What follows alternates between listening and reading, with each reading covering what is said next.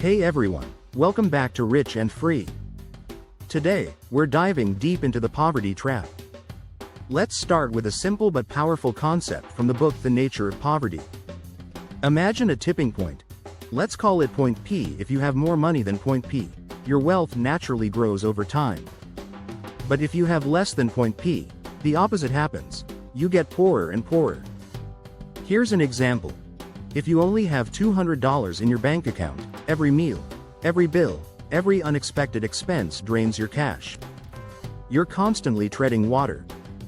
Meanwhile, the wealthy have stable housing, businesses, and positive cash flow. Even when they spend money, they continue to get richer. This is the brutal reality of poverty. It's not just about how much you make, but how much you have to lose. To really understand what it's like to be stuck in this cycle, let's talk about what life in a poverty trap actually feels like. You don't have savings, so you can't take risks or invest in yourself. You work multiple low-paying jobs just to survive. Commuting is long and exhausting because you can only afford cheap rent in faraway areas. You can't afford health insurance, so every medical bill is a disaster.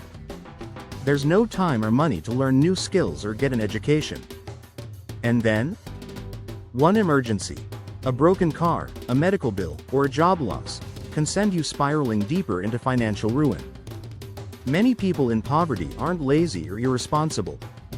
They're trapped in a system where every dollar is already accounted for before it even reaches their pocket. Let me tell you a story about Muhammad Yunus, an economist from Bangladesh, and the life-changing lesson he learned in 1974. During a famine, Yunus met a bamboo weaver, a man who made handcrafted bamboo baskets. The problem? He was so poor that he had to borrow money just to buy the bamboo. Because he was in debt, he could only sell his finished baskets to the same loan shark who lent him the money, at ridiculously low prices. His daily profit? Just 2 cents. Meanwhile, if he had just $1 up front, he could buy his materials outright, sell in the open market, and earn $1 per day instead. This was Yunus' lightbulb moment. The poor don't just lack money. They lack access to fair financial opportunities. So, what did he do? He started giving out tiny loans, what we now call microloans, and helped thousands escape poverty with just a few dollars. So, back to our point P theory. How much money does it actually take to get out of a poverty trap? Well, I believe the minimum you need is at least 2 months of stable housing expenses. In major U.S. cities, where the average rent is around $1,555 per month, this equates to approximately $3,100. In smaller towns, where rents can be lower, having about $2,000 saved should suffice. Without this safety net, you're constantly struggling, couch surfing, missing bills, and unable to secure stable employment. Now, some people might think, if poor people just saved more and spent smarter, they could get out of poverty. But studies show that's not how human psychology works. For example, in parts of Africa where starvation is a real threat, researchers found that many people prioritized buying a TV over food. Sounds crazy, right? But think about it. When every day is a fight for survival, people crave an escape. Watching TV might be the only thing keeping them from completely losing hope. And in the US, we see similar patterns. People in poverty spend money on lottery tickets, entertainment, or fast food, not because they're irresponsible, but because they need small joys to cope with the stress of their situation. When you feel stuck, you don't think about long-term wealth building. You think about making today bearable. We've all heard the stories. Billions of dollars in foreign aid go to struggling nations, yet poverty doesn't seem to improve. For example, in Africa, where countless countries receive international aid every year. You'd think this money would go toward building infrastructure, improving education, or funding medical programs. But studies show a huge portion of the money is spent on consumer goods, luxury items, and non-essential entertainment. Instead of saving or investing, many people splurge on status symbols like high-end sneakers or the latest smartphones. Parents in poverty-stricken areas will buy their children expensive brand-name clothing instead of securing their education. In some cultures, the poorest families spend extravagant amounts on funerals, sometimes up to 40% of their annual income on a single ceremony. Think about that for a second.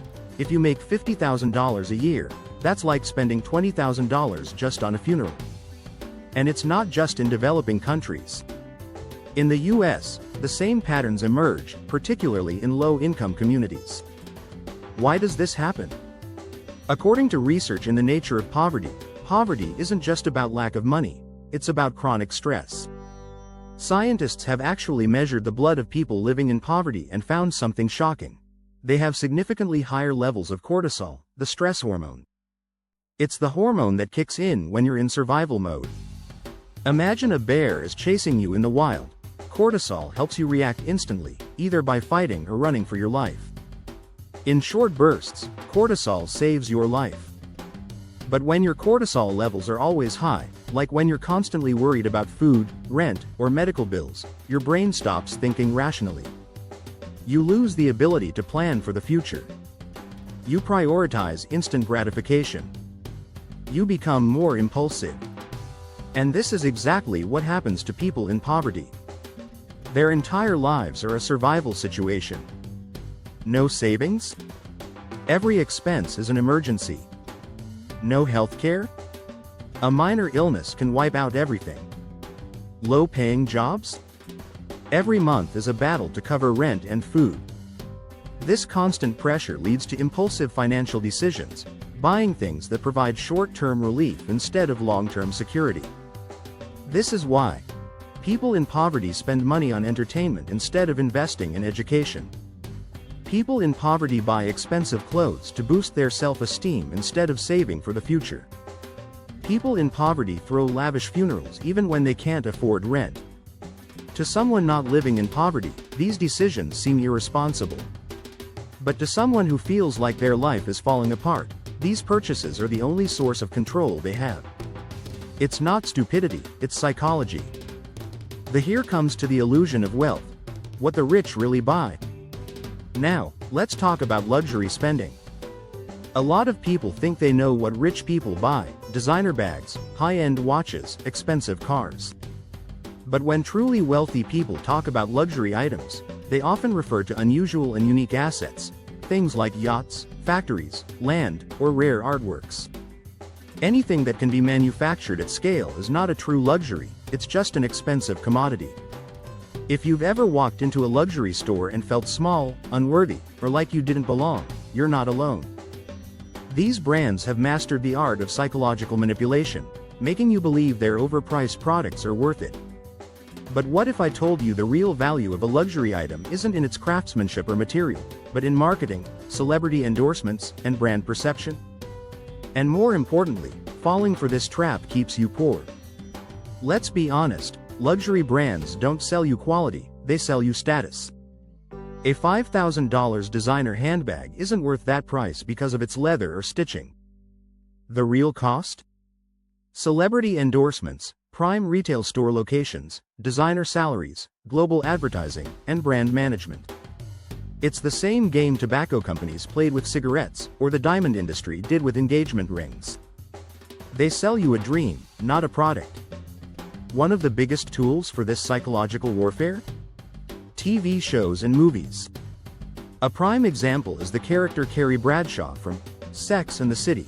As a freelance writer, Carrie's income would likely be modest. Yet, she is portrayed living in a stylish Manhattan apartment, frequently purchasing designer clothing and shoes, and dining at upscale restaurants. In reality, such a lifestyle would be difficult to maintain on a freelance writer's salary. This portrayal sends a misleading message that indulgence in luxury equates to personal fulfillment and success. However, emulating such spending habits without the necessary financial means can lead to significant debt and financial instability. Last but not the least, the only real freedom is earned freedom. Let me leave you with this powerful quote: "I have never believed in lazy freedom. The kind of freedom I seek is built through hard work, discipline, and a life of purpose." So if you found value in this video, smash that like button, subscribe, and share it with someone who needs to hear this message.